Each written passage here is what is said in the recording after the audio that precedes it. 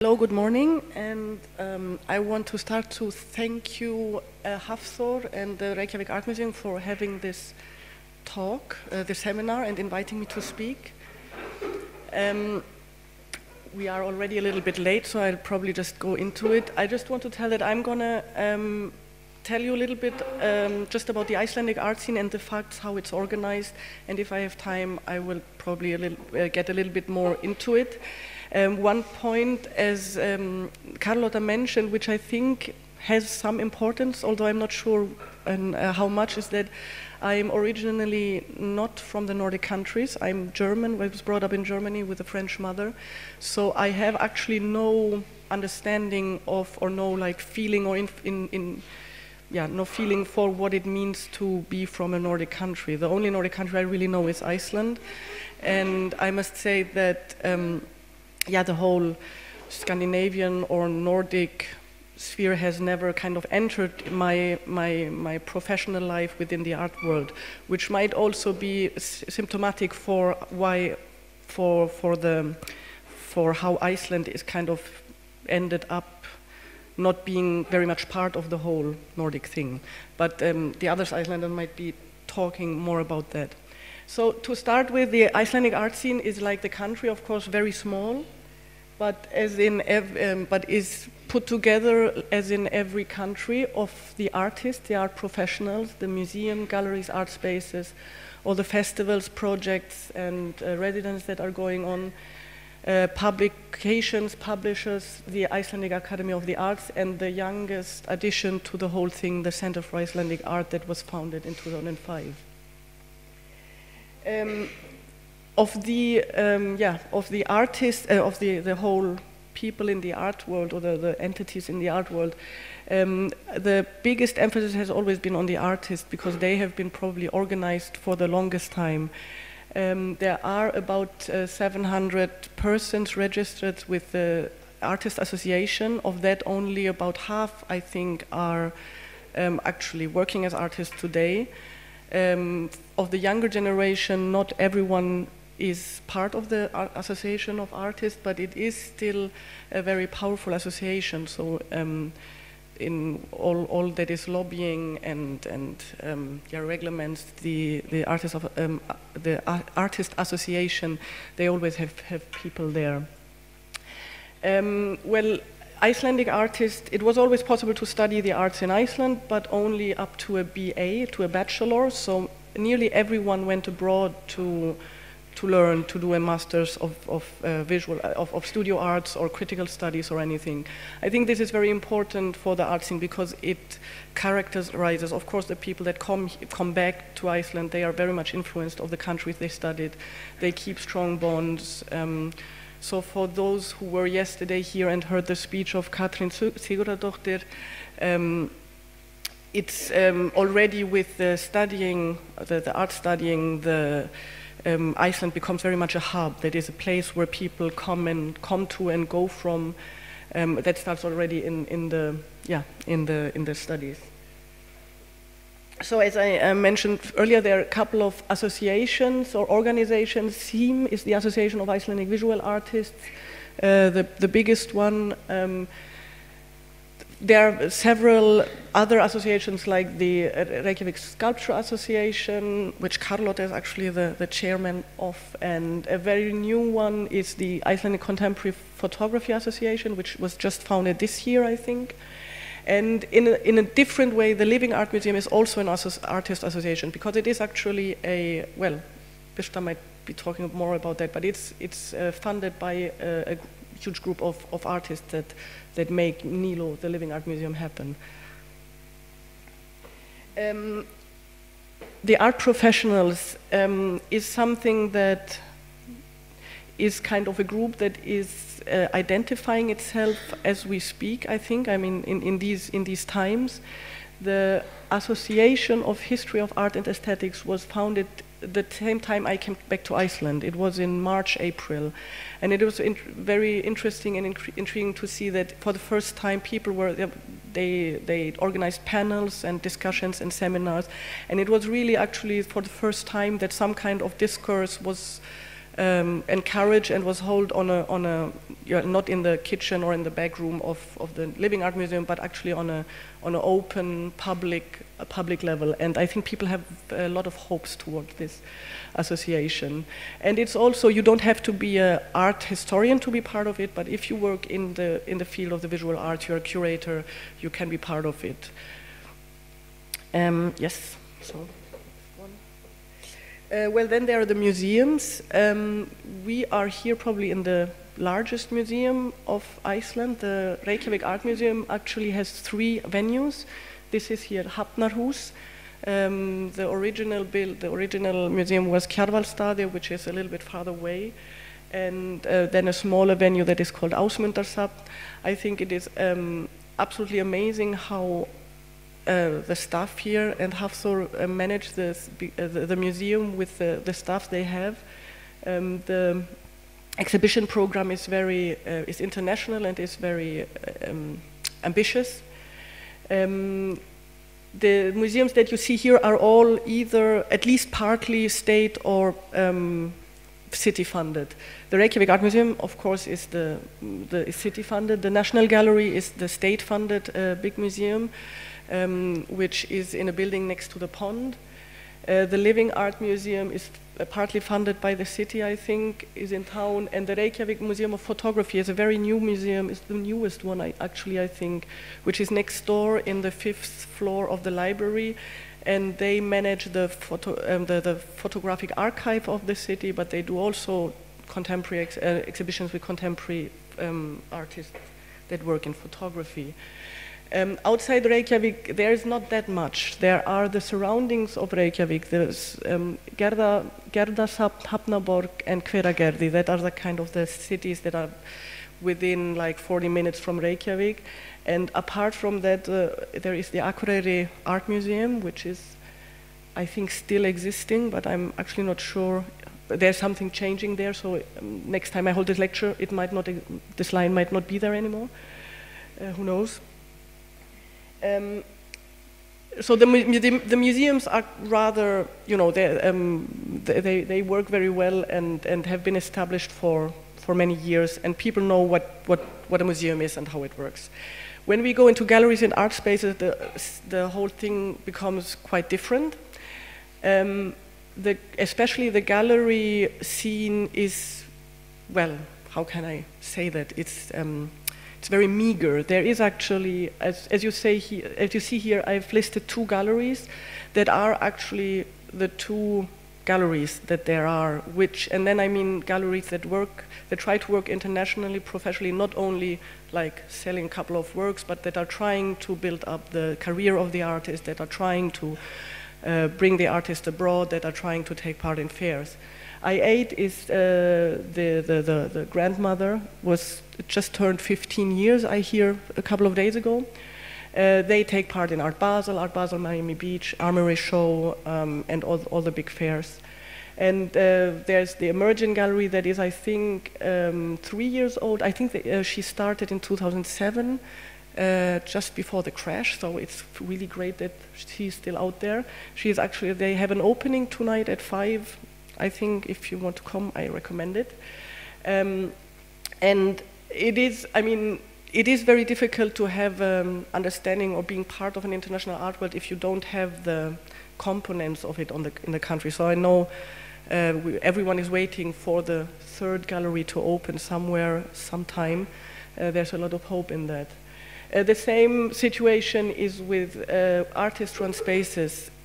The situation very often is in Iceland that people very enthusiastically start up with something, have great ideas, they work their ass off for a year trying to get support, trying to get funded, and it doesn't work. They, you know, put another year in, but after the 3rd year they're usually completely burned out because there's no funding, there's no support.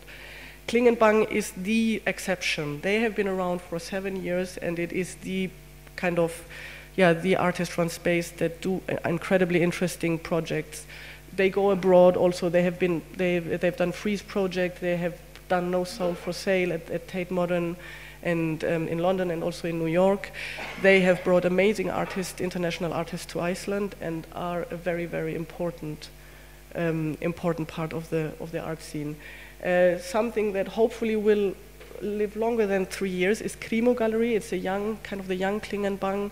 They started, it's also an artist-run space. They started 3 years ago, 2 or 3 years ago, and they also try to take part in like alternative art fairs and stuff like that.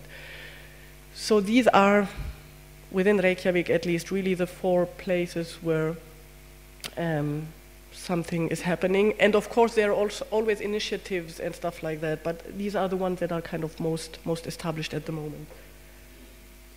Then of course there are like very interesting places around the country which you need really to come here to travel around. Ronnie Horn installed a library of water in Stykkishólmur. In Hjalteri there is also, the Verksmiðjan is a space that kind of the conceptual artists from the 70s funded, like Kristján Guðmundsson and I think people from Bookie Wookie, the bookstore. They took over an old Verksmiðja, an old industrial space, and it's an exhibition space. Slungaríki in Ísafjörður is a small town exhibition space.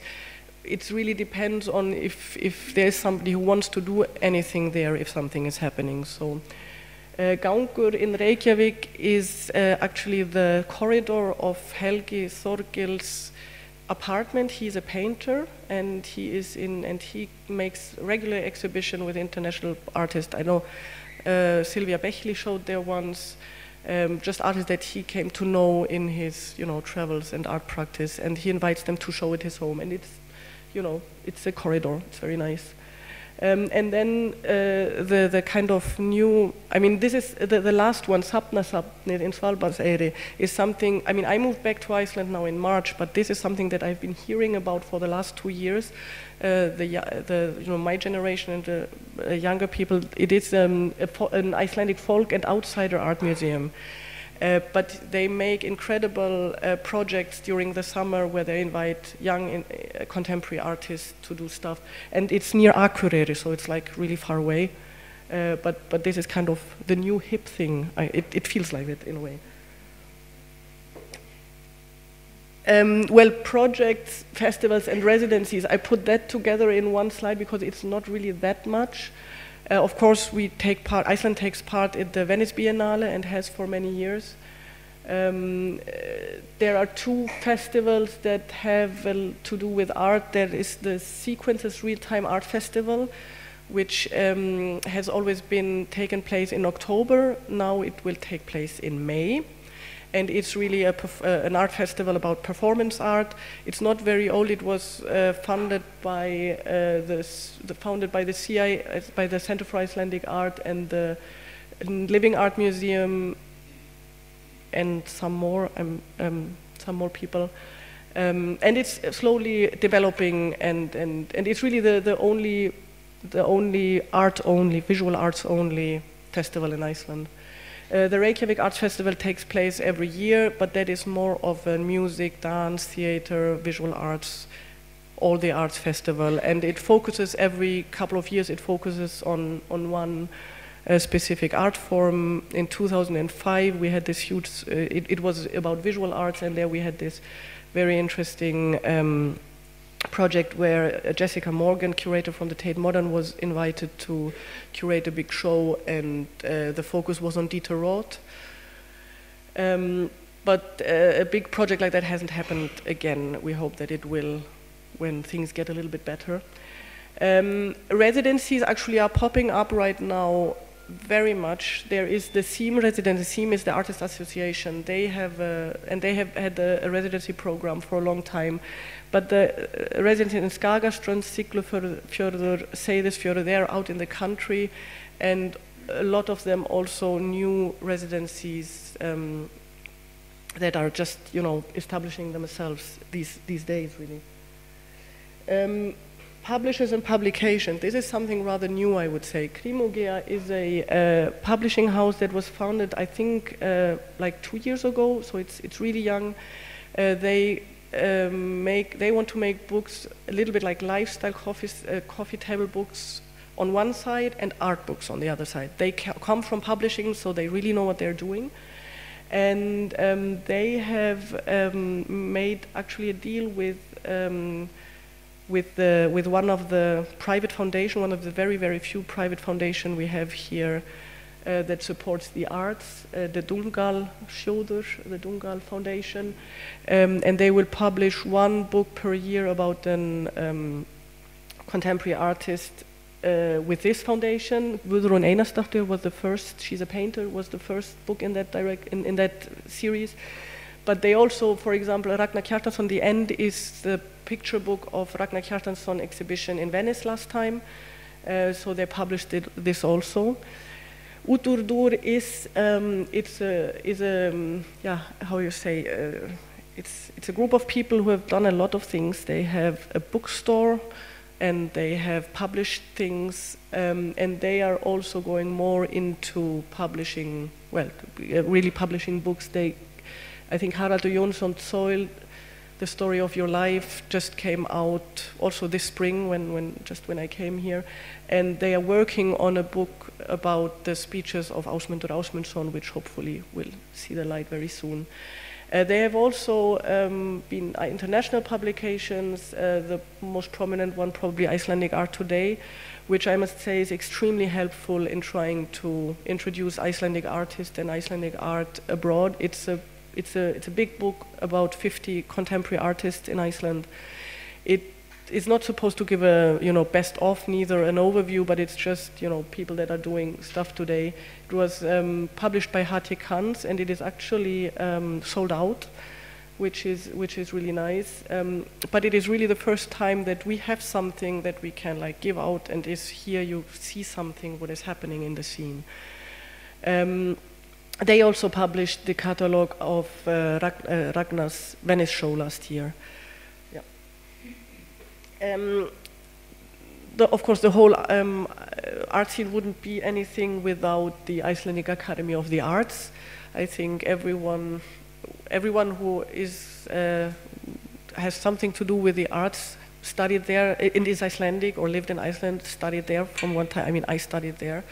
All the Icelandic speakers, I think, that are going to speak here today studied there or teach there or anything. It was actually founded, did I say, yeah, in 1898. Before that, it was a college, myndlist og handíðaskóla. For example, I started in the old college, and I was in the school when it changed. It is it is a university. It is on a university level, and people receive a bachelor degree there. And as you see, they serve kind of all the art forms, and that really is new from '98. Before that, the visual arts had I think 4 or 5 different departments, painting and sculpture and new media and whatever. And now it's visual arts, theater, arts, dance, and all that. The latest. The latest part in the art world, I would say, is the Center for Icelandic Art, which I'm the director of since March. My predecessor sits there in the corner, Christian Schön, who did a great job, founding it and making it. It is, basically the center is supposed to promote Icelandic art abroad. I think even in the constitution it says Icelandic artists abroad. I'm very keen on it, on not talking about artists alone, because I think, of course, that it has to be about the art world. It's also the professionals, it's the institution, it's all the people that make it happen, not only the artists. The center was actually founded around the Venice Biennale, or the Icelandic Pavilion of the Venice Biennale. So it also is a little bit some kind of a bastard, because it was like, okay, we have to have something to get the Icelandic Pavilion out of the Ministry of Culture. Sometimes I'm not sure that this was thought through very well, because the possibilities of a center like that are, of course, really, really immense, and if kind of the structure and the funding is not there, it all gets like a little bit schizophrenic. But that is something that I think everyone in the art world has to deal with, like the difficulty of funding and stuff. So apart from doing the Icelandic Pavilion, we support artists artist projects abroad.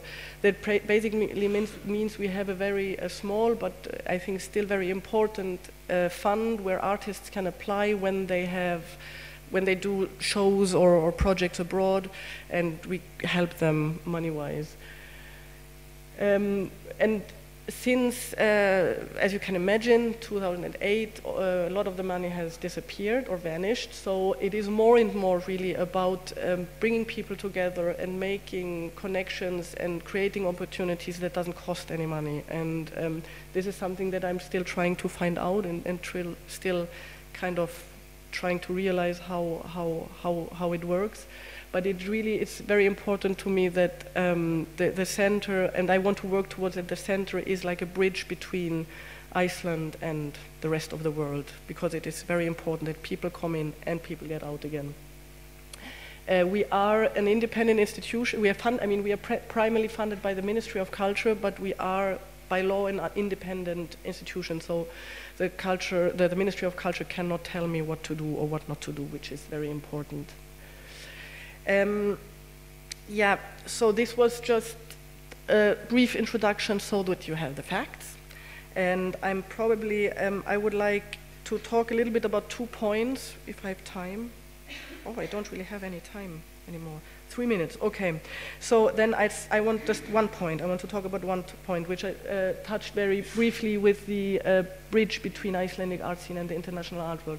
But of course, I think the reason for this seminar is, alternative north, and does Iceland have anything to do with the outside world? Being in Iceland and working as an artist or as an art professional in Iceland is really, it's both a challenge and an opportunity. It's a challenge because it is very easy to get isolated. It is very easy not to have anything to do with the rest of the world. Basically, if you don't have the money to buy yourself a ticket, you're stuck here. And that can reflect very badly, I think, on how things work. Also, although we are really not that far away, and we are even in the middle between Europe and the States, and we are kind of, people fly over us all the time without stopping here, it would be so easy to reverse that. I kind of have this utopian dream that Iceland becomes a kind of a hub and a melting pot and a place where people come from both sides of the Atlantic, meet here, discuss things, make projects, and leave again.